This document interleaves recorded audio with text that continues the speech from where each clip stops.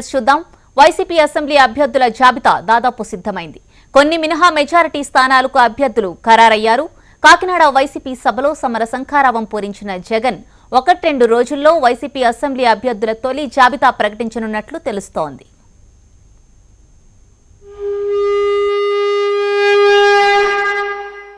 Kakinada YCP సభలో సమర శంఖారావం పూరించిన వైఎస్సార్ కాంగ్రెస్ అధినేత వైఎస్ జగన్మోహన్ రెడ్డి అసెంబ్లీ అభ్యర్థులను కూడా దాదాపు ఖరారు చేశారు.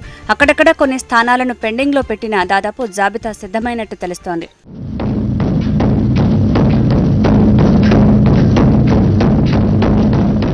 ఉత్తరాంధ్రలోని 3 జిల్లాల్లో అన్ని స్థానాలకు దాదాపు అభ్యర్థులు ఖరారు కాగా 6-7 నియోజకవర్గాల్లో మాత్రం ఇద్దరిద్దరి పేర్లు పరిశీలనలో ఉన్నాయి.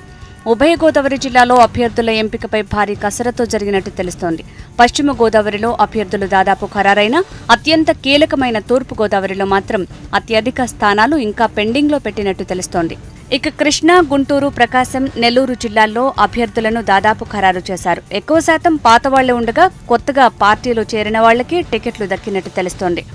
వైసీపీకి అత్యంత కీలకమైన రాయలసీమలో పలు మార్పులు చేర్పులతో జాబితా ఫైనల్ అయింది. కొన్ని నియోజకవర్గాల్లో కొత్త పేర్లు తెరపైకొచ్చాయి.